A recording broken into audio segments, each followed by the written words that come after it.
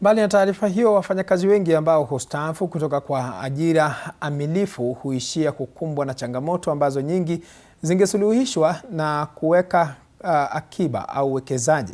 Mwandishi wetu Wambura Chacha ametembelea mmoja wa wafanyakazi na kufanya mazungumzo naye kuhusu maisha baada ya kustaafu. Wafanyakazi wengi nchini wanaendelea kufanya kazi bila kuweka akiba ya uzeeni, hali ambayo imekuwa ikionekana kama ya kawaida. Katika kijiji cha Bohorera, kaunti ndogo ya Mabera, kaunti ya Migori, tunakutana na mzee Lucas Chacha Muherai aliyewahi kuwa mwalimu wa shule ya msingi kwa miaka 33 kabla ya kustaafu.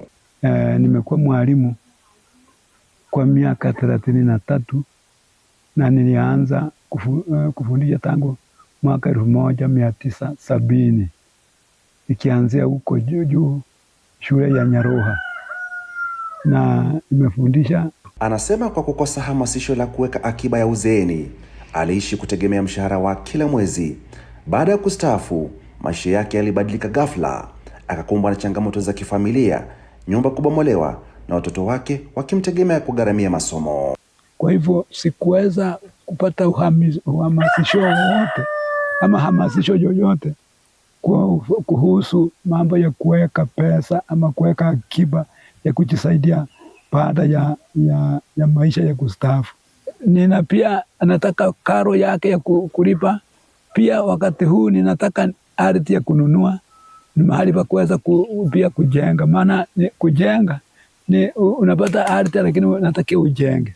Sasa hiyo yote ilinifanya kabisa nikawa kama nimerukwa na lakini nikawa kama kichaa. Kulingana na mkurugenzi wa mamlaka ya kudhibiti bima nchini, kati ya wafanyikazi milioni 24 nchini, ni milioni 4 pekee wanaoweka akiba ya uzeeni.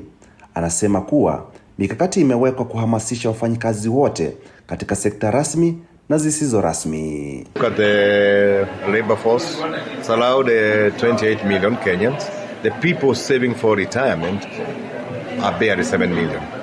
Barely. But the actual participants saving on a monthly basis, if you look at that number, is like 4 million.